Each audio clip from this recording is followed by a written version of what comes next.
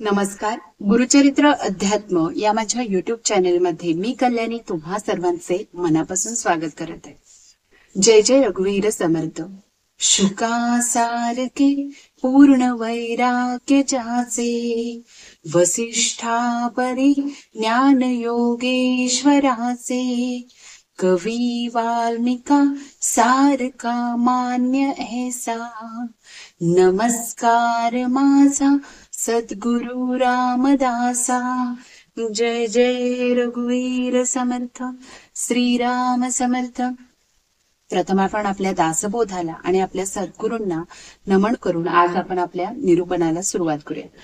तर बघा, मागील समास तो आपण 9वा बघितला होता, जो की आपल्या दशक 10वा जगज्योती नाम मधली सर्वात महत्वाचा समास होता, की पुरुष प्रकृती नाम याचं निरूपण आपण समर्थांच्या माध्यमातून, म्हणजे आपल्या समर्थाने एवढा मोठा जो दासबोध ग्रंथ जो लिहिलेला आहे तो आपल्यासारख्या सामान्य माणसांसाठी लिहिलेला आहे, ज्यांना प्रपंच नेटका करायचंय, म्हणजे प्रपंचात अडकायचंही नाहीये आणि प्रपंच नेटकाही करायचंय, असं आपल्या समर्थांचं वाक्य. तर त्या पद्धतीने तो कसा करायचा यासाठी समर्थांनी वेळोवेळी आपल्याला काय केलेले आहेत, उपदेश केलेले आहेत. त्याचप्रमाणे आपण मग तो समास आपण बघितलं होतं, की पुरुष प्रकृती नाम कसं आहे, मूळ मायेचे स्वरूप आपण जाणून घेतल्याशिवाय, त्याच्या खोलवर गेल्याशिवाय, प्रत्येक परिस्थितीचं खंडन करत गेल्याशिवाय आपण परमार्थापर्यंत, आपल्या परमात्म्यापर्यंत पोहोचू शकत नाही. तर आता जो आपण समास बघणार आहे, जो की आपल्या दशक 10व्यामध्ये सगळ्यात शेवटचा समास आहे, तो म्हणजे चळाचळ निरूपण नाम. आता बघा, याचा अर्थच बघा. चळाचळ निरूपण नाम हा शब्दशः झाला, पण चलाचल चल अचल निरूपण नाम. तर चल म्हणजे काय, तर ज्या हालणाऱ्या वस्तू आहेत, ज्या की आपण ज्यांना डोळ्यांनी पाहू शकतो, ज्या सतत हालचाल करतात, गतीवर चालतात, त्याला आपण चल म्हणतो. आणि अचल म्हणजे काय, ज्या स्थिर आहेत. बघा, स्थिर आहेत अगदी, म्हणजे इकडून तिकडे जराही हलत नाही, अशा ज्या अचल वस्तू आहेत त्यांना आपण अचल म्हणतो. तर समर्थांनी आपल्याला या समासातून ह्याच गोष्टी सांगण्याचा प्रयत्न केलेला आहे. म्हणजे 3 विषयांचे ज्ञान समर्थांनी या समासाच्या माध्यमातून आपल्या समोर मांडण्याचं काम केलेलं आहे. तर समर्थांनी काय आपल्याला सांगितलंय ते नक्की आपल्याला यातून जाणून घेणं खूप गरजेचं आहे. कारण आपल्यासारख्या मनुष्याला प्रत्येक गोष्टीचं ज्ञान असणं गरजेचं आहे, आणि फक्त वाचून ते ज्ञान येणार नाही.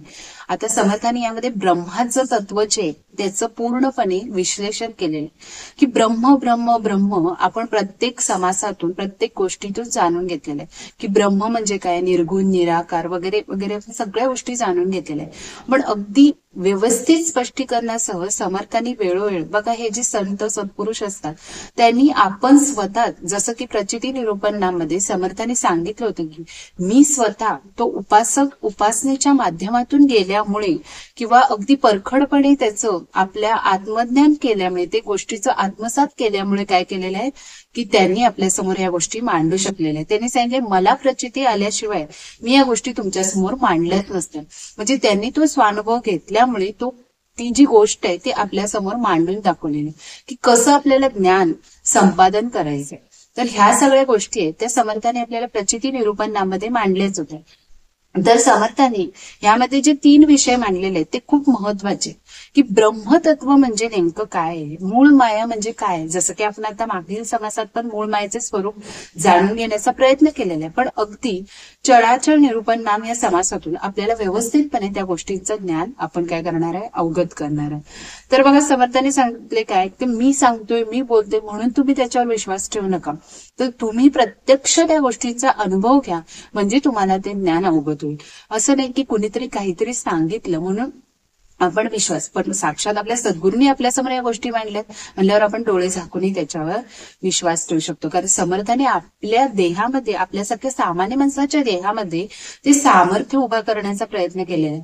आणि जर आपण ते सामर्थ्य आपल्याला उभा केलं आपल्या या देहामध्ये, तर आपल्याला दिवसभर काय मिळेल, ती ऊर्जा मिळेल. कारण दिवसभर मग आपण ज्यावेळी नामस्मरण करणार आहे, त्यांची उपासना करणार आहे, त्यावेळी काय मिळणार आहे, दिवसभर आपल्याला ते सामर्थ्य पुरणार आहे आणि दिवसभर अगदी आपण नव्या उमेदीनं काम करणार. बघा, प्रत्येक गोष्टीमध्ये कसं असतं, वेगवेगळे विषय असतात, ते जाणून घेण्याचा पण प्रयत्न आपण केला पाहिजे. तर समर्थाने आता आपल्याला या समासातून काय सांगितलंय ते आपण जाणून घेऊ. जय जय रघुवीर समर्थ. श्रीमद दासबोध दशक 10वा जगज्योती नाम समास 10वा चळाचळ निरूपण नाम. श्रीराम समर्थ. तर आपण आता ओवी बघूया आणि त्याप्रमाणे समर्थांनी आपल्याला काय सांगण्याचा प्रयत्न केलेला आहे ते समजून घेण्याचा प्रयत्न करूया. आणि तुम्ही जर पहिल्यांदाच माझ्या या चॅनेलवर आला असाल तर नक्कीच या चॅनेलला तुम्ही सबस्क्राईब करून ठेवा, म्हणजे इतर जे व्हिडिओज असतील ते तुम्हाला त्याचे नोटिफिकेशन मिळत राहील. चला तर सुरुवात करूया आजच्या आपल्या व्हिडिओला. श्रीराम समर्थ.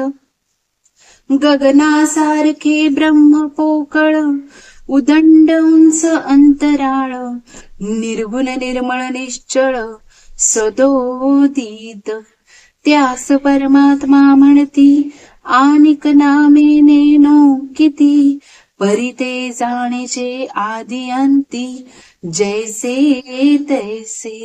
विस्तीर्ण पसरला पैस, भोवता दाटला अवकाश, भासची नाही निराभास, जैसे तैसे.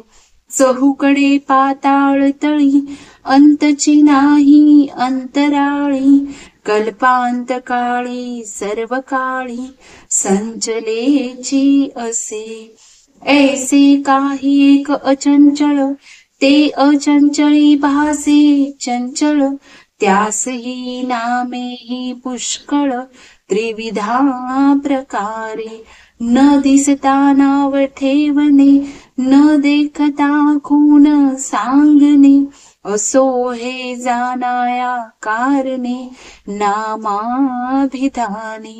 मूळ माया मूळ प्रकृती, मूळ पुरुष ऐसे म्हणती, शिवशक्ती नामे किती, नाना प्रकारे.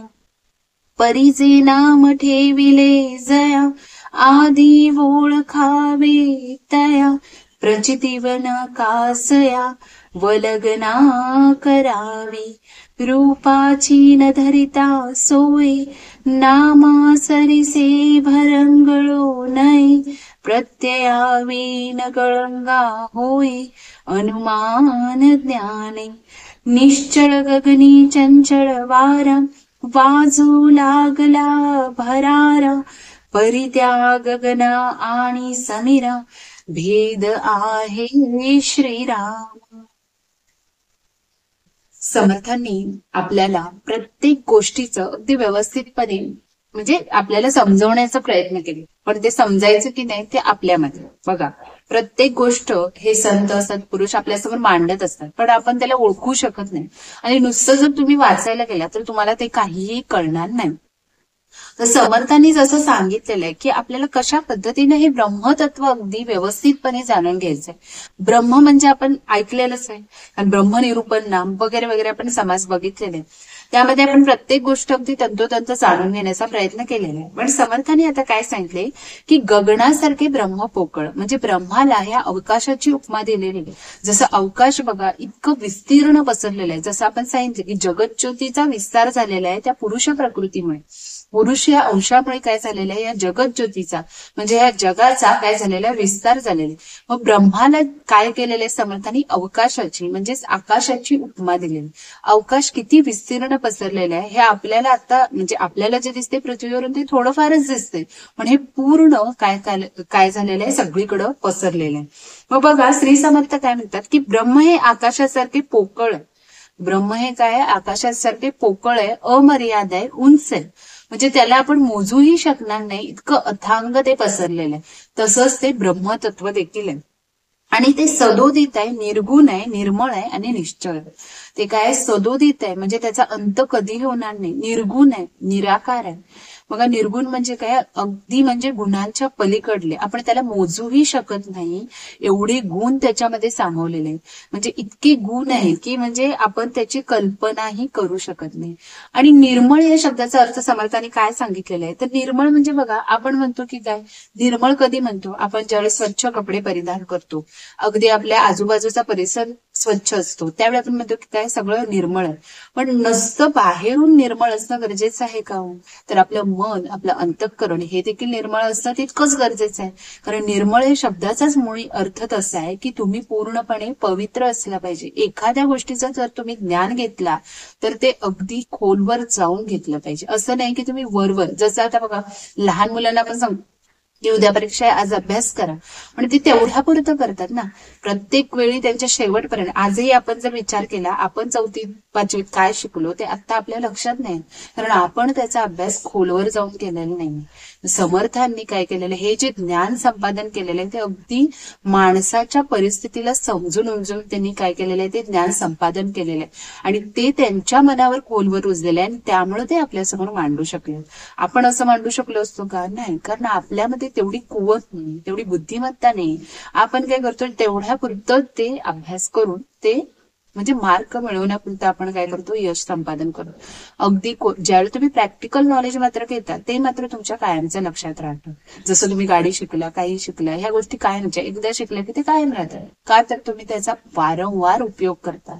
आणि ह्या इयत्तांचं कसं असतं, आता 4थी झाली की मग पुढं 5वी झालं, म्हणजे असं अशा पद्धतीने त्या गोष्टी पुढं पुढं चालत राहिलेल्या असतात. पण तरी देखील लहान मुलांनी पण अभ्यास केलाच पाहिजे, ही गोष्ट वेगळी. तर समर्थांनी असं सांगितलं. आणि निश्चळ आहे, म्हणजे बघा आता जसं मी पहिल्यांदा सांगितलं की चल आणि अचल या गोष्टींचं वर्णन समर्थांनी यात केलेलं आहे. निश्चळ म्हणजे काय, अचल आहे, ते इतकं स्थिर आहे की ते तिथून त्याच्या जागेवरून कधीही हलणार नाही. मग काय सांगितलंय, त्यालाच आपण काय म्हणतो, परमात्मा म्हणतो, भगवंत म्हणतो, परमेश्वर म्हणतो, परमेश्वर म्हणतो, ईश्वर म्हणतो. म्हणजे ह्याला जी नावं ठेवलेली आहेत ते आपणच ठेवलेली आहेत ना. समर्थ काय सांगतात, त्याला आपण काय म्हणतो, हे जे निर्गुण निराकार निश्चळ जे आहे, परब्रह्म आहे, त्याला आपण काय म्हणतो, परमात्मा म्हणतो. आणखी त्याला नावं खूप सारी समर्थ काय सांगतात. आणि पण ते आपण कसं जाणार, म्हणजे आणखीही त्याला किती नावे आहेत हे कसे जाणार, पण तरी ते परब्रह्म आदी अंती जसेच्या तसे. म्हणजे समर्थांनी इथं काय सांगण्याचा प्रयत्न केलेला आहे, जरी तुम्ही त्याला कितीही नावं ठेवली, म्हणजे त्याला भरपूर नावं दिली. आता जसं आपण बारशामध्ये 5 नावं देतो त्या पद्धतीनं असं हे जे ब्रह्म आहे, ब्रह्मतत्व आहे, त्याला खूप सारी नावं दिलेली आहेत. पण जरी तुम्ही किती नावं ठेवली तरी ते तिथंच्या तिथं असणार आहे, जसंच्या तसं असणार आहे, असं समर्थांनी इथं सांगण्याचा प्रयत्न केलेला आहे. आणि ही जी ती खूप मोठी विस्तीर्ण जागा आहे, ज्याची की तुम्ही उंची रुंदी काही मोजू मापू शकत नाही, एवढी विस्तीर्ण जागा आहे. तिच्या सर्व बाजूस काय मात्र अवकाश दाटलेला आहे, आकाश काय झालेलं आहे, पसरलेलं आहे. आणि अशी कल्पना केली तर तसा भास देखील आपल्याला कदाचित तो होऊ शकतो. पण हे परब्रह्म जे आहे ते निराभास आहे, ते सदैव जसेच्या तसे असते. तुम्ही किती जरी प्रयत्न केला ते जागचं, इकडची वस्तू, आपली घरातल्या वस्तू इकडच्या तिकडे होतात, लहान मुलं असतील तर त्या जास्तच होतात. पण काय आहे गोष्टी, हे जे ब्रह्मतत्वाला अवकाशाची जी उपमा दिलेली आहे, खरं आहे ना ते, कारण तो निर्गुण निराकार आहे, आपल्याला तो दिसत नाहीये, पण प्रत्येकामध्ये तो बसलेला आहे, असं समर्थाने इथं सांगण्याचा प्रयत्न केलेला. बघा, ते ब्रह्म चहूकडे, म्हणजे अगदी पाताळाच्या खाली देखील आहे. जसं स्वर्ग पाताळ वगैरे म्हणतात, पृथ्वीलोक भूलोक, या सगळीकडे ते ब्रह्म किंवा तो म्हणजे परमात्मा आहे ते सगळीकडे पसरलेलं आहे. अंतराळच्या वर असे अनंत सदा सर्व काळी, एवढेच नव्हे तर कल्पांताच्या काळी सर्वत्र घनदाट ते कोंदाटलेले असतात. म्हणजे सगळीकडे अगदी अथांग विस्तीर्ण ते पसरलेले आहे. आणि अशा त्या एक अचंचळ परब्रह्माच्या ठिकाणी काय असते, एक चंचळ, काही चंचळ असल्याचा भास निर्माण होतो, काही हलणाऱ्या गोष्टी देखील असतात. जसं आपण मागील समासात बघितलं की ओंकार ध्वनीचा स्फोट होऊन हालचाल निर्माण होऊन तो वायू उत्पन्न झाला, असं सांगितलं होतं. मग या चंचळ काही गोष्टी असतात आणि त्यालाही देखील बरीच प्रकारची नावं आपण ठेवली गेलेली आहेत. जे दिसत नाही त्याला नाव ठेवायची. बघा, ज्या गोष्टी आपल्याला दिसत नाही त्याला आपण ही नावं ठेवलेली आहेत, आणि जे दिसत नाही त्याची म्हणजे खुणानुलक्षणे सांगायची. हे सगळं विलक्षणच आहे, म्हणजे एक चमत्कार असल्यासारखंच आहे. ज्या गोष्टी आपण कधी बघितल्याच नाही त्याला आपण ते नावाची उपमा देऊन रिकामे होतो. म्हणजे या सगळ्या गोष्टी एक चमत्कार असल्याप्रमाणेच आहेत ना, पण त्याचे स्वरूप जाणता यावे म्हणून त्यास निरनिराळी नावे दिली जातात. म्हणजे आपल्याला देखील ते समजलं पाहिजे की नक्की ते काय आहे, म्हणून ही नावं काय दिलेले, बहाल केलेले, त्यांना उपमा ती दिलेली. आणि यालाच बघा काय सांगितले समर्थांनी, मूळ माया मूळ प्रकृती. यालाच मूळ माया, मूळ प्रकृती, मूळ पुरुष, म्हणजे ही जी नावं दिलेली आहेत त्याला काय म्हणतात, मूळ माया, मूळ प्रकृती आणि मूळ पुरुष किंवा शिवशक्ती आदी अनेक नावे नाना प्रकारे ठेवली जातात. पण ज्या वस्तूला जे नाव ठेवलेले असते त्या वस्तूचे ज्ञान मात्र समर्थांनी काय सांगितले, तुम्ही ज्याला नाव दिलेलं आहे त्यांचं जे काही गुण आहे ते तुम्ही आधी जाणून घेतलं पाहिजे. समर्थांनी आपल्याला हीच गोष्ट समजावून सांगितलेली आहे की मूळ माया म्हणतो, मूळ पुरुष म्हणतो, मूळ प्रकृती म्हणतो, याचं अर्थ काय, त्याचं ज्ञान काय, हे आपण जाणून घेतलं पाहिजे. आणि प्रचितीशिवाय उगीच वलाना करण्यात काय अर्थ आहे? जर तुम्ही त्या गोष्टीचा अनुभवच घेतला नाही, त्याबद्दल बोलता तरी कशाला? समर्थ काय सांगतात, त्याबद्दल तुम्ही बोलूच नका. तुम्ही त्याचं पूर्णपणे ज्ञान संपादन करा. रूप न जाणताच नामाच्या योगी भरकटत जाऊ नये. रूप म्हणजे काय, वरवरचं बाह्य रूप नव्हे, अंतर्रूप जे आहे त्याचं ते न जाणताच नामाच्या योगी तुम्हाला भरकटत जायचं नाही. अनुभव नुसता अनुमानाच्या ज्ञानामुळे काय होतं, गोंधळच उडतो. निश्चळ अशा गगनात एकाएकी ज्यावेळी वारा वाहू लागतो, म्हणजे चंचळ वासाचा जो भरारा म्हणजे वारा वाहू लागतो, तरी त्या गगनात आणि त्या वाऱ्यात खूप भेद, तरी देखील काय, खूप साम्य. असं समर्थाने हे 10 ओळीमधून अगदी छान पद्धतीने आपल्याला समजावून सांगितलेलं आहे. थोडक्यात काय, ब्रह्माचं उदाहरण त्यांनी तिथं ठेवलेलं आहे आणि त्याला परमात्माचं नाव दिलेलं आहे. आणि समर्थ काय सांगतात बघा, की उपासक जे असतात ते उपासना करतात, नित्यनेमानं उपासना करतात, बरोबर आहे ना. म्हणजे आपण एक वेळ ठरवतो की नाही, सकाळी 8 ते 9 या वेळेत काय करायची, आपण उपासना करायची. पण उपासना करताना फक्त ते जपमाळ, ग्रंथाचं वाचन एवढीच उपासना नसते, त्यामध्ये आपण आणखी गोष्टी काय काय करत असतो. बघा, आपलं पूर्ण चित्त एका ठिकाणी थाऱ्यावर जमलेलं नसतं, कारण आपल्यामध्ये अनेक विचार जे असतात ते मनामध्ये घोळत असतात. बघा, सकाळच्या वेळेत गडबडी असते खूप, शाळेला कुणाकुणाची मुलं जात असतील, बऱ्याच साऱ्या गोष्टी असतात आणि ते जे विचार असतात ते मनात घोळत असतात. मग समर्थांनी हेच सांगितलं की मुळात आधी उपासनेचा अर्थ काय, उप आणि आसन, म्हणजे परमेश्वर साक्षात आपल्याजवळ बसलाय या गोष्टीचं भान ठेवून आपल्याला ती उपासना करायची असते. असं नाही की वरवर तुम्ही अगदी काम आहे म्हणून ती गोष्ट केली तर त्याचा काहीही फायदा होणार नाही. समर्थांनी हेच सांगण्याचा आपल्याला प्रयत्न केलाय की काम आहे म्हणून कुठली गोष्ट करू नये, किंवा त्यातून काही आपल्याला फळ मिळणार आहे म्हणून तर अजिबातच करू नये. कारण ज्यावेळी तुम्ही तशी फळाची अपेक्षा ठेवता त्यावेळी ते तुम्हाला कधीही प्राप्त होत नाही. तुम्ही कधी कधी अनुभवही घेतला असेल, एखादी गोष्ट तुम्ही, म्हणजे संकल्प माणूस प्रत्येक गोष्टी करतच असतो, बरोबर आहे. पण ज्यावेळी एखादा संकल्प पूर्ण झाला नाही की आपण त्याच देवाला नावं देखील ठेवतो, कारण काय, देवानं माझं इच्छा पूर्ण केली नाही. पण असं नसते, ज्या तुमच्या प्रारब्धानुसार गोष्टी घडतात, तसं समर्थांना प्रारब्धावर अजिबात विश्वास नाही. तुम्ही जसं कर्म करणार त्याची तुम्ही फळं भोगताय. तुम्ही जर चांगलं कर्म करत गेला, कधीही आपला विचार न करता इतरांचा विचार तुम्ही करत गेला तर तुम्हाला ती गोष्ट नक्कीच प्राप्त होणार, असं समर्थांचं ठाम मत आहे.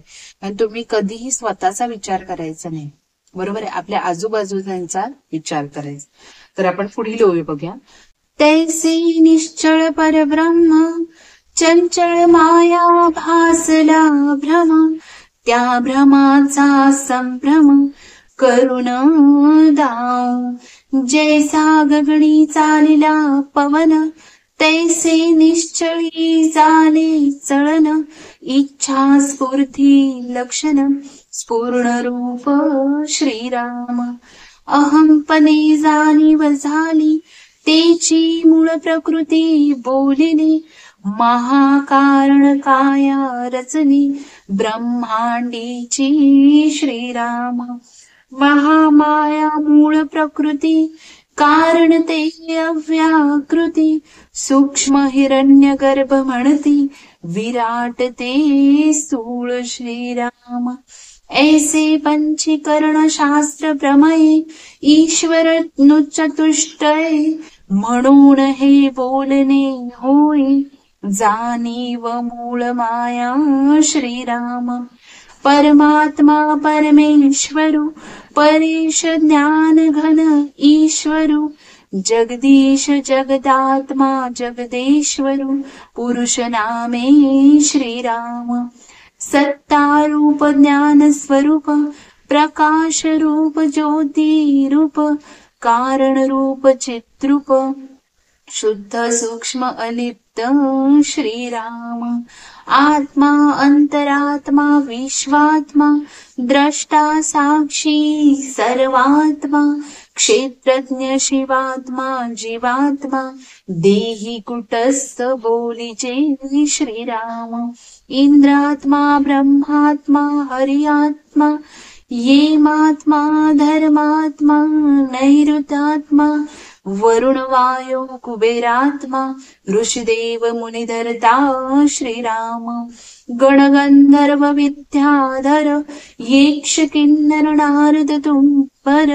सर्व लोकांचे अंतर तो सर्वांतरात्मा बोली जय श्रीराम. श्रीराम समर्थ. या समर्थांनी आपल्याला ह्या ओव्यांमधून काय सांगण्याचा प्रयत्न केलेला आहे बघा. ह्या थोडक्यात समर्थांनी 3 जे विषय मांडलेले आहेत, ब्रह्म ब्रह्म ब्रह्म, म्हणजेच काय तर याचं जे तत्व आहे बघा, ह्याला नावं खूप सारे ठेवलेले आहेत. त्यामध्ये पुरुष, स्त्रीवाचक, नपुसक अशा पद्धतीचं पुढे वर्णन येणार. तर समर्थांनी त्या गोष्टी कशा आहेत हे समजवण्याचा आपल्याला प्रयत्न केलेला. जे नावं आपण किती प्रकारे ठेवू शकतो हे देखील समर्थांनी इथं दाखवण्याचा प्रयत्न केलेला.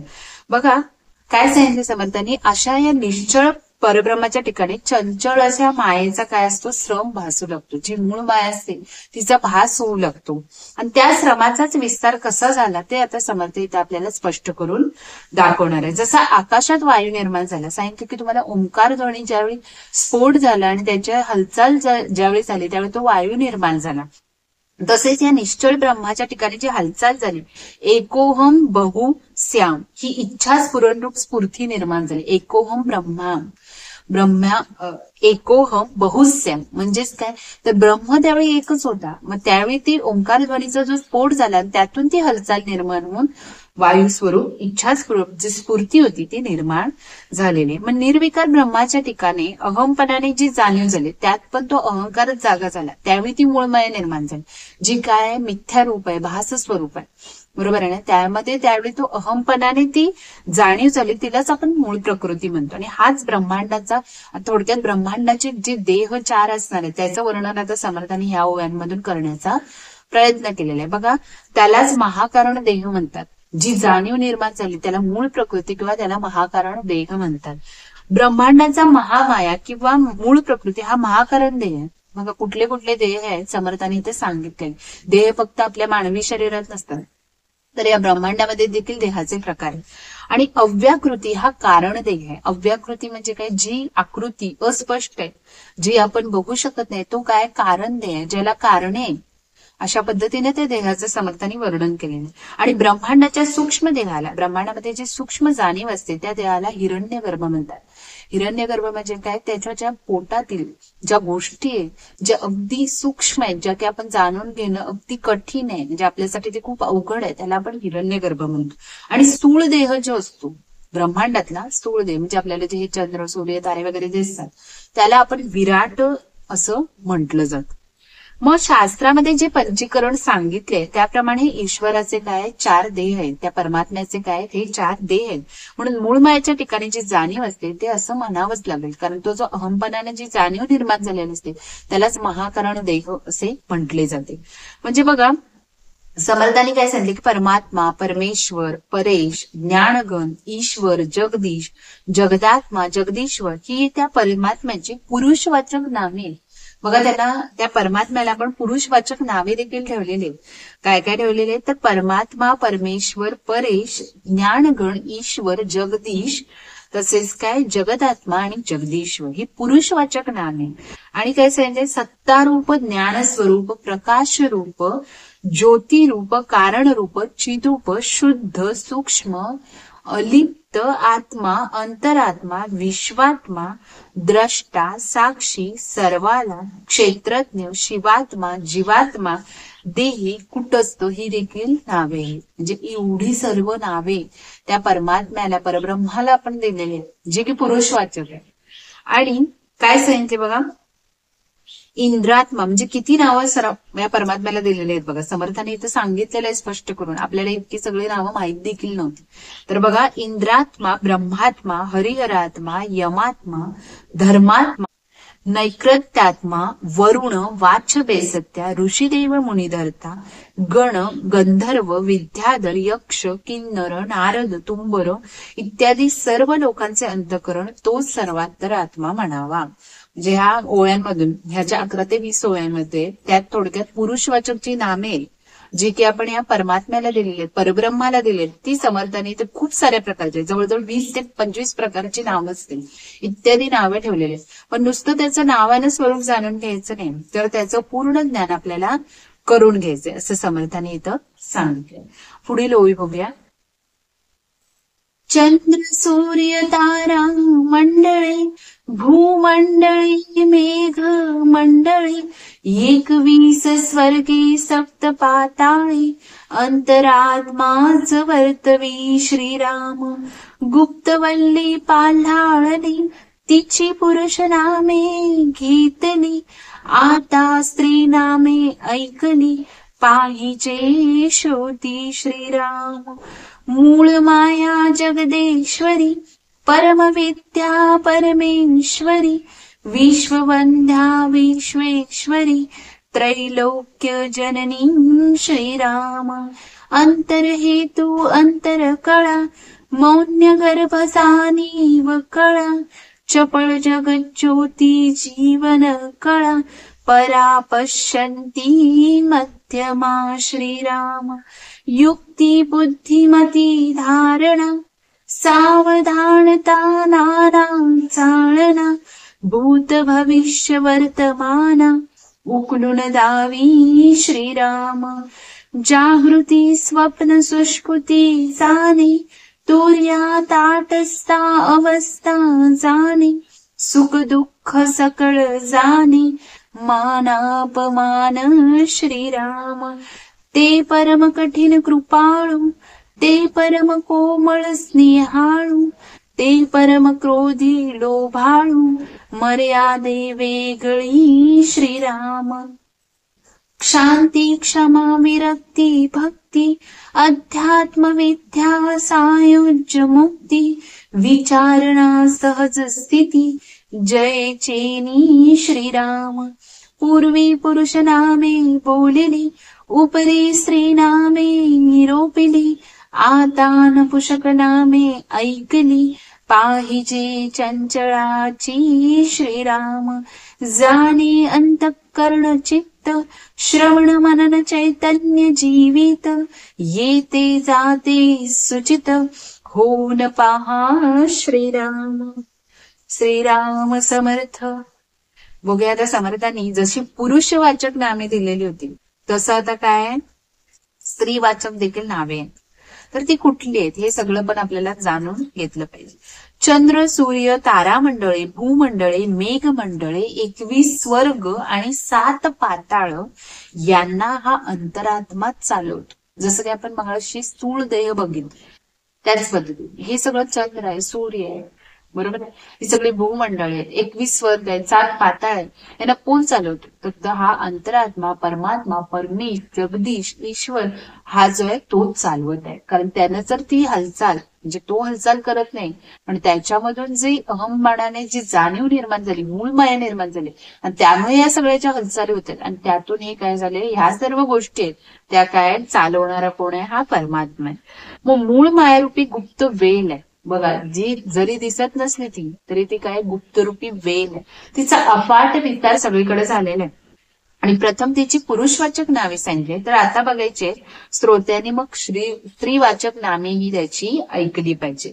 बघा काय सांगितले, मूळ माया जगदीश्वरी, परमविद्या परमेश्वरी, विश्ववंद्या विश्वेश्वरी, त्रैलोक्य जननी, अंतरहेतू अंतरकळा, मौन्य गर्भ, जाणीव कळा, चपळ जगत ज्योती, जीवन कळा, परा पश्यंती मध्यमा, ज्या काही आपण वाणी मानतो त्या, युक्ती बुद्धी मती धारणा, सावधानता, नाना चाळना, भूत भविष्य वर्तमान माला, उलगडून दाखवणारी शक्ती, ही तिची स्त्री नामे. ह्या मूळ मायाची जी स्त्री नामे, त्या परमात्म्याची जी स्त्री नामे ती एवढी सगळी दिलेली आहेत. हे सर्वांची उपमा बघा, प्रत्येक गोष्टीमध्ये काय आहे अर्थ सामावलेले. नुसती ती नामे नाहीये तर त्याच्यामध्ये पलीकडे काय त्याचं ज्ञान देखील आहे, बरोबर आहे. जे की आपण चपळ म्हणतो, चपळ म्हणजे काय, एखादी गोष्ट बघा आता लहान मुलं बघा चपळाईने सगळ्या गोष्टी करत असतात, त्याचप्रमाणे मग ही जी मूळ माया ती चपळ आहे, जगत ज्योती आहे, जीवन काळ आहे, परमेश्वर आहे, परा पश्यता मध्यमा ह्या वाणी आहेत बघा. ज्या सरस्वतीला वाणी प्राप्त झालेल्या त्या सर्व वाणी देखील त्याच्यामध्ये आहेत. म्हणजे ही जी सगळी स्त्रीवाचक नामे दिलेली ती काय आहे, त्या मूळ मायाला या परमात्म्याला दिलेली आहे. जी जागती स्वप्न सुमुखी अवस्थांना जाणते, जागती म्हणा स्वप्नातली म्हणा सुमुखी अवस्थांना जाणते, तुर्या तटस्था या अवस्थांना देखील जाणते. तुर्यावस्था जी आपण मागं बघितलेली होती त्या अवस्थांना देखील जाणते. त्याप्रमाणे सुख दुःख मानापमान या सर्व गोष्टी देखील ती जाणत असते. मग ही जी मूळ माया आहे ती अत्यंत कठीण जरी असली तरी ती काय कृपाळू आहे, कोमल आहे आणि स्नेहाळ देखील आहे. मग त्याचबरोबर परमक्रोधी पण आहे. असं नाही की ती फक्त कोमळ कृपाळू वगैरे, परमक्रोधी पण आहे, अमर्याद प्रेम करणारी. त्या तिच्यामुळे शांती, क्षमा, विरक्ती, भक्ती ह्या सगळ्या गोष्टींमुळे बघा ह्या पुढे गोष्टी आलेल्या त्या निर्माण झालेल्या. अध्यात्म विद्या, साहित्य मुक्ती, विचारणा आणि सहज स्थिती आपल्याला मग अनुभवास येतात. पूर्वी पुरुषवाचक नामे सांगितली, नंतर स्त्रीवाचक नामे सांगितली आणि आता चंचळाची म्हणजे ह्या परब्रह्माची, परमात्म्याची, मूळ मायेची नपुसक नामे देखील आपल्याला आता ऐकली पाहिजे. त्यात समर्थांनी सांगितले की जाणणे, अंतःकरण जे आपण चित्त, आपलं अंतःकरण जे असतं, चित्त असतं, श्रवण, मनन, उपासना, चैतन्य, जीवित, जाणारे व येणारे हे सर्व काय सावध होऊन पहा. हे सगळे जे आहेत ते काय सावध होऊन पहा. पुढील ओळी बघूया. मी पण, तू पण, जाण पण, ज्ञाते पण, सर्वज्ञ पण, जीव पण, शिव पण, ईश्वर पण, अलिप्त पण, बोलिजे श्रीराम. ऐसी नामे उदंड असती, परिते एकची जगत ज्योती, विचारवंत ते जाणती, सर्वांतरात्मा श्रीराम. आत्मा जगत ज्योती सर्वज्ञपण, तिन्ही मिळून एकची जाण, अंतःकरणची प्रमाण, नेप्ती मात्र श्रीराम. ढीग झाले पदार्थाचे, पुरुष स्त्री नपुसक नामाचे, परंतु सृष्टी रचनेचे, किती म्हणून सांगावे श्रीराम. सकळ चाळिता एक, अंतरात्मा वर्तती अनेक, मुंगीपासून ब्रह्मादिक, तेनेच चालती श्रीराम. तो अंतरात्मा आहे कैसा, प्रस्तुत ओळखाना आमासा, नाना प्रकारीचा तमासा, येथेची आहे श्रीराम. तो कळतो परी दिसेना, प्रचिती येते परी भासेना, शरीर असे परी वसेना, येके ठाई श्रीराम. तीक्ष्णपणे गगनी भरे, सरोवर देखताच पसरे, पदार्थ लक्षण उरे, चहूकडे श्रीराम. जैसा पदार्थ दृष्टीस दिसतो, तो त्या सारिकाच होतो, वायो गुणी विशेषतो, चंचल विषयी श्रीराम. कित्येक दृष्टीने देखे, किती एक रसनेने चाखे, किती एक ते बोळखे, मणे करुणी श्रीराम. श्रीराम समर्थ. तर याचा अर्थ जाणून घेण्याचा आपण प्रयत्न करूया की मी पण, तू पण, जाणपण, ज्ञातेपण, सर्वज्ञपण, जीवपण, शिवपण, ईश्वरपण, अलिप्तपण ही देखील काय सर्व ह्या परमात्म्याची नावे. आणि याप्रमाणे असंख्य नावे ज्याची आपण मोजूही शकणार नाही इतकी नावे या परमात्म्याला दिलेली, जे की आपण अगदी म्हणजे उच्च स्तरावर ज्या उपमा दिलेल्या असतात ती सगळी या परमेश्वराचीच काय असतात नावं असतात. पण ती एकाच काय जगत ज्योतीच आहे. असणारा कोण आहे तो एकच आहे, त्यालाही असंख्य नावं ठेवली गेलेली आहेत. आणि विचारवंत असतात ते जाणतात की जगत ज्योती म्हणजेच काय तर सर्वांतर आत्मा होय. जो जाणता पुरुष असतो, जो जाणीवेनं पूर्णपणे ज्ञान संपादन केलेला असतो तोच जाणतो की हा जगत ज्योती म्हणजेच काय सर्वांतर आत्मा होय. आत्मा, जगत ज्योती, सर्वज्ञपण तिन्ही मिळून हे काय आहे सगळं एकच आहे. आत्मा, जगत ज्योती आणि सर्वज्ञपण हे तिन्ही जे आहेत, हे तिन्ही ज्या गोष्टी आहेत त्या सर्वांचं मिळून एकच काय हा म्हणजे जगत ज्योती आत्मा. हे सगळं काय ब्रह्मतत्वाचं जे विशेषण आहे, परमात्म्याचं जे रूप आहे ते सगळे इथे समर्थाने इथे सांगण्याचा प्रयत्न केलाय. ही जे पुरुषवाचक नामे असू देत, स्त्रीवाचक असू देत, नपुसक वाचक असू देत, हे सगळं जे आहे ते एकाच या परमात्म्याचे. मग शुद्ध जाणीव स्वरूप अंतःकरण हे याचं सर्टिफिकेट आहे, हे याचं काय प्रमाण आहे. शुद्ध जाणीव स्वरूप अंतःकरण थोडक्यात काय परमात्म्याचं जे अंतःकरण आहे ते काय अगदी शुद्ध आहे, निर्मळ आहे. बरोबर आहे ना. आणि आपल्याला कसं बनायचंय असं समर्थाने सांगितले. पण हे एकाएकी सगळं शक्य नाहीये, कारण आपण ज्यावेळी प्रयत्न करणार त्यावेळी गोष्ट शक्य होणार आहे. आपल्या अंगी ज्यावेळी हे सगळे गुण येणार बघा, एखादा व्यक्ती खूप महान असला तर त्याला वेगवेगळे, जसं आपले पूर्वीचे म्हणजे राष्ट्रसंत होऊन गेले किंवा संत होऊन गेले, सत्पुरुष होऊन गेले, त्यामुळे त्यांना ती नावे पडलेली आहेत. नाहीतर पडली असती का हो? तर अशा पद्धतीने ज्यावेळी तुम्ही ते महान कार्य करणार त्यावेळी तुम्हाला, जसं या ब्रह्माला, या परमात्म्याला सांगितले, पुरुषवाचक, स्त्रीवाचक आणि नपुसकवाचक पदार्थाचे आता काय झालेले आहे, ढीकच्या ढीक झालेले आहेत. आणखी या सृष्टीतील कितीतरी नावे सांगता येतील, पण सगळं सांगणं काय शक्य नाहीये. एक अंतरात्मा जो असतो, हा जो जगज्योती आत्मा परमात्मा जे म्हणतात, हा जो अंतरात्मा असतो तो सर्वांचा ड्रायव्हर असतो, चालक असतो, प्रेरक आहे. जसं मुंगीपासून ब्रह्मादिकापर्यंत सर्वांना त्यापासूनच प्रेम म्हणजे चालना मिळते, प्रेरणा मिळते. बघा, तो जर नसेल, जसं मागील समासात सांगितलं असेल की त्याच्यात त्या अंतःकरणात ती जाणीवच नसेल, तर तिथल्या तिथं तो देह काय होणार आहे, मरून पडणार. म्हणजे अशा पद्धतीने तो आपल्या आजूबाजूस आहे किंवा आपल्या मनात आहे, अंतःकरणात आहे. त्यामुळे आपलं हे जे शरीर आहे, हा जो देह आहे, तो चालत आहे. त्यामुळं मग आपल्याकडून देखील अखंड सेवा दास्य भक्ती घडवायलाच पाहिजे आपल्याला, तर आपण पुढे जाणार आहे, तर आपला हा जो देह आहे तो पुढे पुढे चालत राहणार आहे. मागे वळून कधी त्याला पाहायची गरज पडणार नाही. तो जो अंतरात्मा आहे तो नेमका आहे तरी कसा, त्याची जराशी ओळख आत्ताच करून घ्यावी.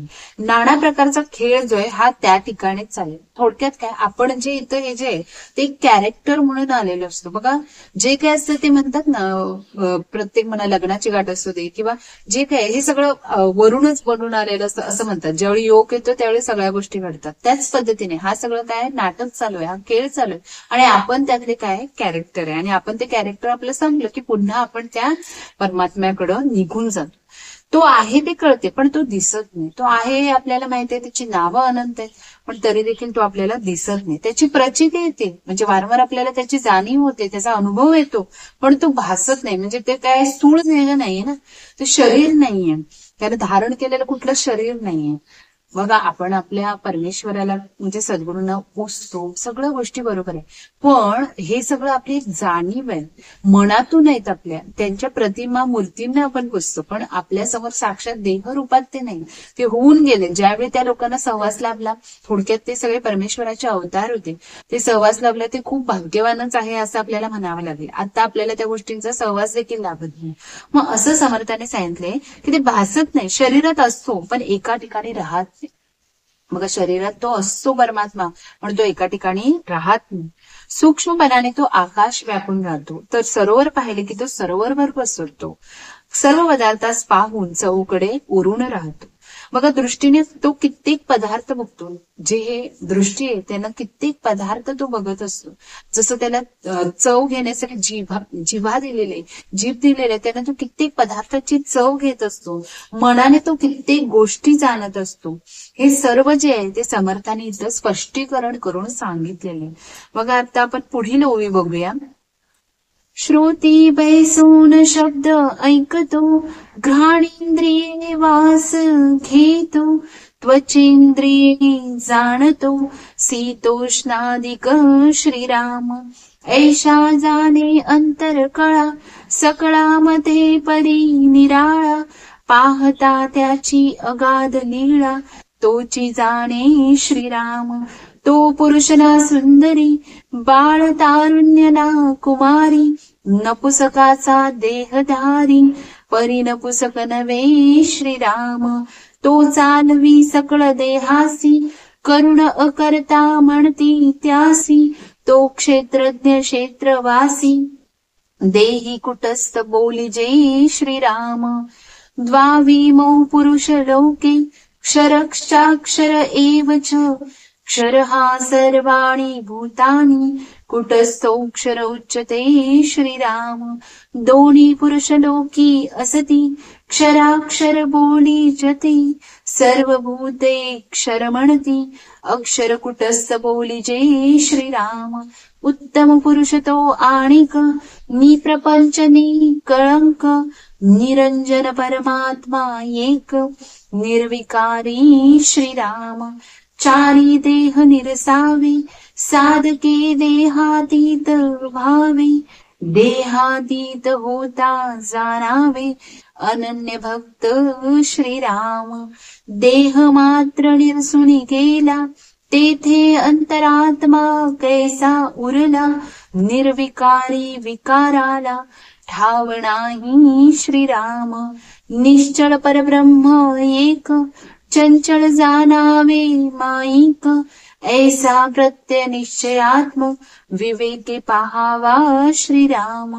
येते बहुत नलटे खळखळ, एक चंचल एक निश्चळ. शाश्वत कोणते केवळ, ज्ञाने ओळखावे श्रीराम. श्रीराम समर्थ. बघा, आता समर्थाने सांगितलेलंच की मागील ओळीत तो दृष्टीने कित्येक पदार्थ बघत असतो, जिभेने त्याची चव चाखत असतो, तसेच मनाने तो कित्येक गोष्टी जाणतो, कानात बसून देखील तो शब्द ऐकत असतो, नाकाने वास घेतो, स्पर्शेंद्राने ती गोष्ट गरम आहे की गार आहे हे देखील जाणून घेतो. अशा सर्व अंतर्कळा जाणत असूनही तो सर्वात असूनही वेगळा असतो. तो सगळ्यांच्या मध्ये आहे, कारण आपल्यात ते अंतर्मन म्हणजेच तो परमात्मा. तो सर्वांच्यात तो प्राण आहे, पण तो कुणालाही दिसत नाही, तरी तो वेगळा असतो. जसं शरीर देह पडला, आजारी पडून त्या देहाला काहीतरी झालं की तो लगेच दुसऱ्या शरीरात प्रवेश करतो. खरोखर त्याची अगाध लीला आहे, तोच फक्त ते जाणू शकतो. तो पुरुष नाही, स्त्री नाही, नपुसक नाही, बाळ नाही, तरुण नाही, कुमारी नाही, आणि परंतु तो नपुसक नव्हे असं समर्थांनी इथं सांगितले. तो काही नाही, कारण तो निर्विकार आहे, निर्गुण आहे, परब्रह्म आहे. त्याला कुठलंही देहरूप धारण केलेलं नाही, त्यालाही नावे ठेवली गेलेली. मग तोच सर्व देहांना चालवतो. चालक कोण आहे? हा परमात्माच आहे. म्हणून त्याला करुण अकर्ता असे म्हणतात. बघा, काही काही अशा व्यक्ती असतात, दान धर्म करतात पण ते दाखवून देत नाही. तसाच हा परमात्मा आहे. काय आपल्या सगळ्यांच्या मध्ये बसलाय, सगळ्यांना चालवतो तोच, पण तो जाणून घेत नाही, स्वतः त्याची उपाधी घेत नाही, म्हणजे जय जयकार करून घेत नाहीये तो. म्हणजे इतका तो अगाध आहे, त्याची लीला देखील अगाध. या शरीरूपी क्षेत्रात तो वास करत असतो आणि हा सर्व जाणवतो, म्हणून त्याला क्षेत्रज्ञ म्हणतात. देही कुटस्थ असेही म्हणतात. त्याला ती नावे दिलेली आहेत. क्षेत्रज्ञ म्हणतात, देही म्हणतात, कुटस्थ म्हणतात. आणि एक श्लोक सांगितलेला की लोकात हे दोन पुरुष असतातच, त्यांना क्षर आणि अक्षर असे म्हणतात. बघा, प्रत्येक माणसामध्ये हे दोन पुरुष असतात, क्षर आणि अक्षर.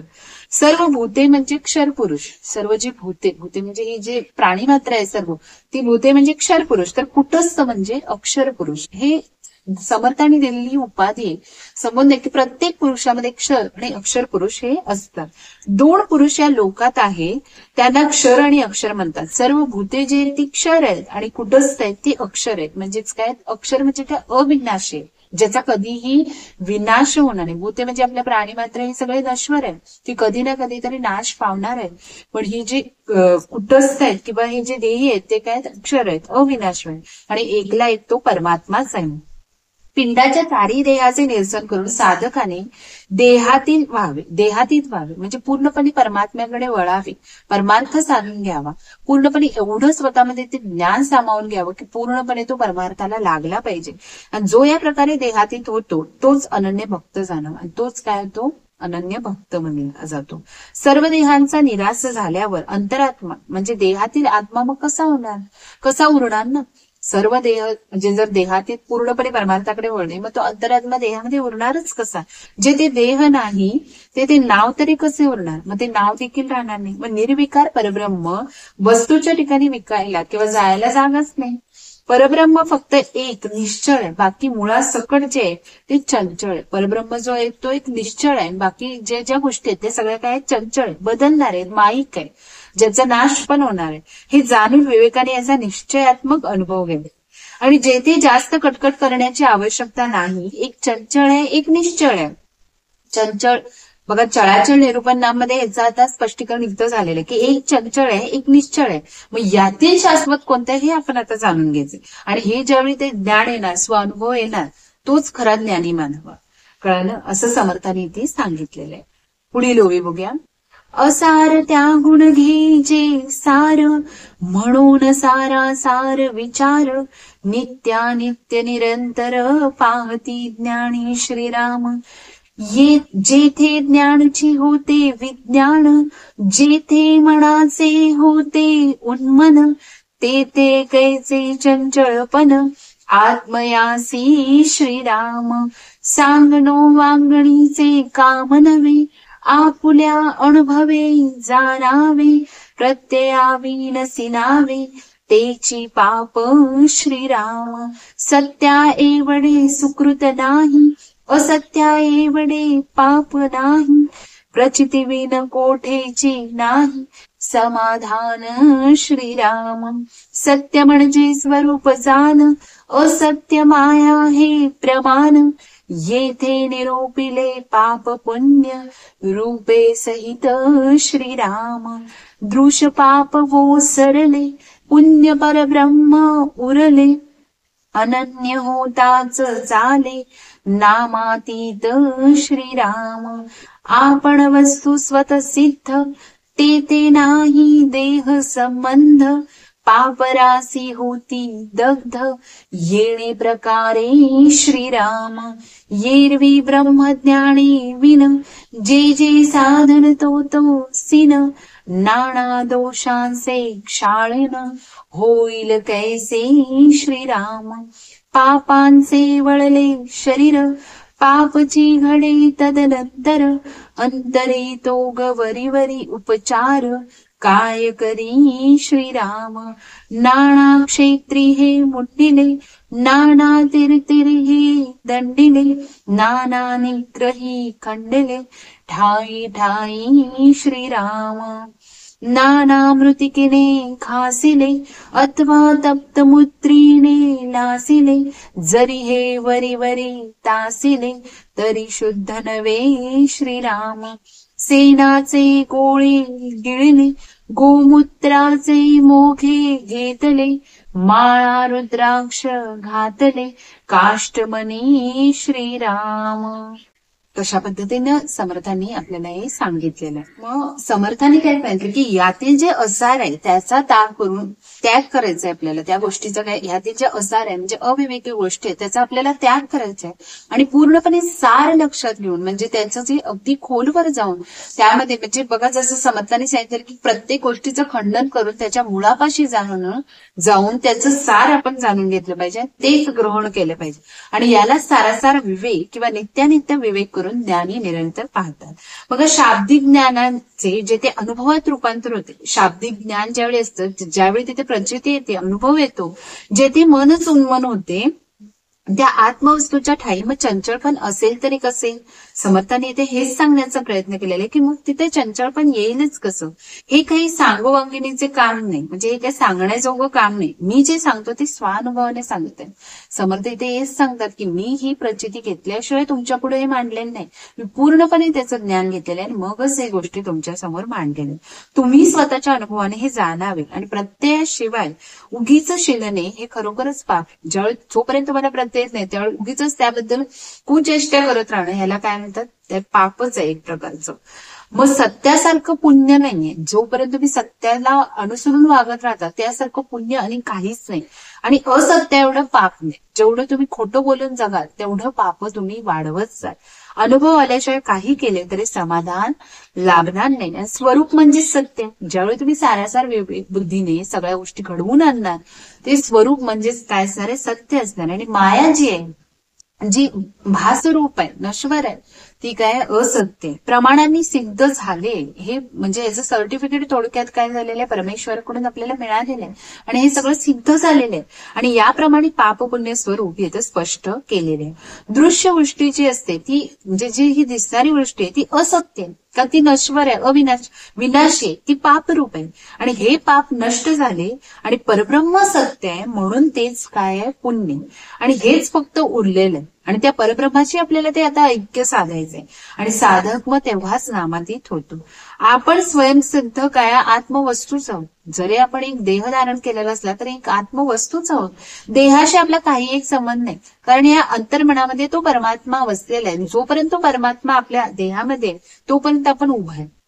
जेव्हा आपला परमात्मा आपल्यातून निघून जाईल त्यावेळी हा देह इथंच खाली पडणार, बरोबर आहे, तो दुसऱ्या देहामध्ये तो प्रवेश करणार. मग इथं समर्थांनी हेच सांगितलेलं आहे की जोपर्यंत हा परमात्मा आपल्या अंतरंगी आहे तोपर्यंत, म्हणजे आपले सद्गुरू जोपर्यंत आपल्या अंतरंगामध्ये तोपर्यंतच आपला हा देह उभा असणार आहे.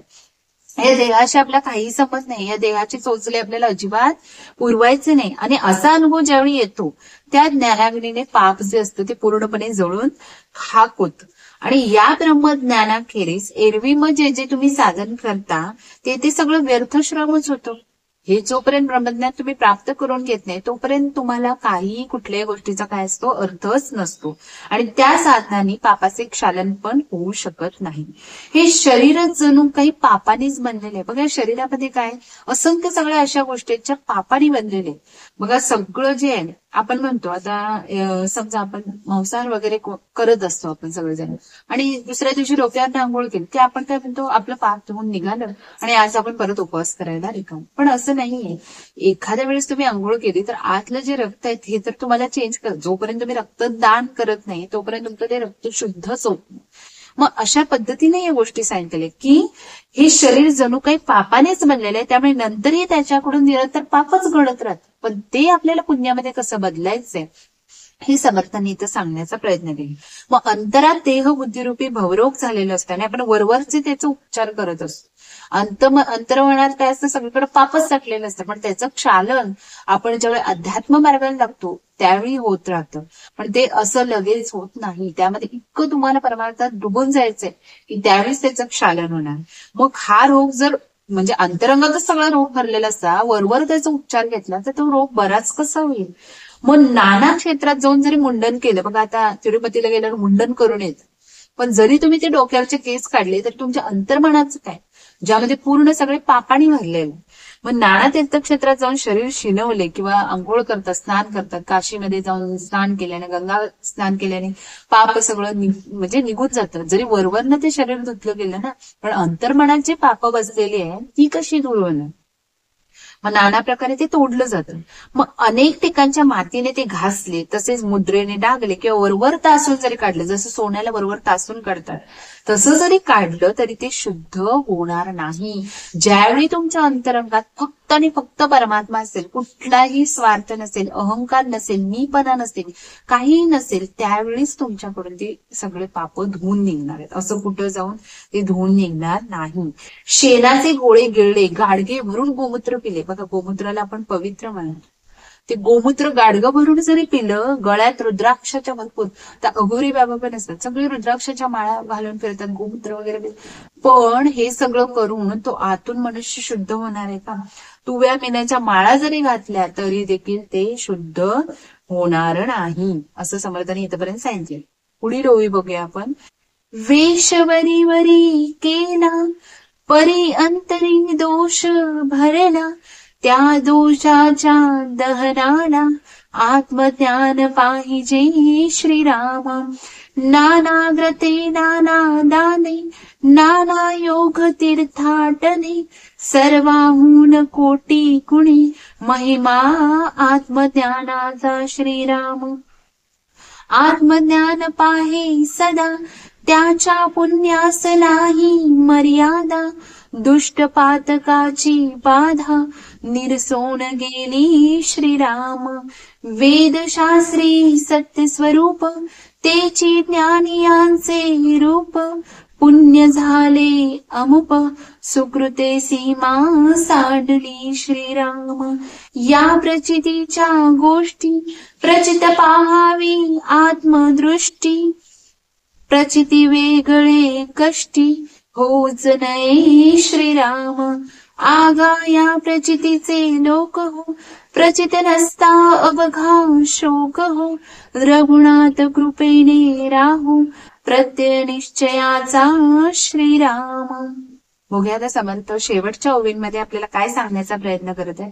बघा किती आता लोक अंगठ्या घालतात विविध प्रकारच्या काय काय करतात रुद्राक्षाच्या माळा घालतात.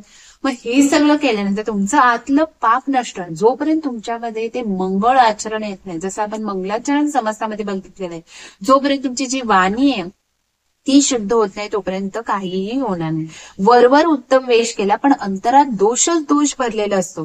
त्या दोषाचे दहन व्हावे म्हणून आत्मज्ञानाचीच आवश्यकता असते. समर्थांनी इथं स्पष्टपणे ठासून सांगितलेलं आहे, परखडपणे शब्दात सांगितलेलं आहे, जरी तुम्ही वरवर मिटवण्याचा प्रयत्न केला ते मिटणार नाही. जोपर्यंत तुम्हाला आत्मज्ञानाचा साक्षात्कार होत नाही तोपर्यंत या गोष्टी घडणार नाही. अनेक व्रते, अनेक दाने, नाना प्रकारचे योग किंवा तीर्थयात्रेपेक्षा आत्मज्ञानाचा जो महिमा असतो तो कोटी गुणाने अधिक आहे. तुम्ही बाहेर कुठंही नाही गेला तरी चालेल, पण तुम्ही घरात बसून ज्यावेळी सद्गुरूंची ज्यावेळी उपासना करणार, अंतरामध्ये आपल्या पूर्णपणे भगवंताला बसवणार, तेव्हाच तुमचं काय होणार आहे, ज्ञान वाढणार आहे आणि आत्मज्ञानाचा साक्षात्कार होणार आहे.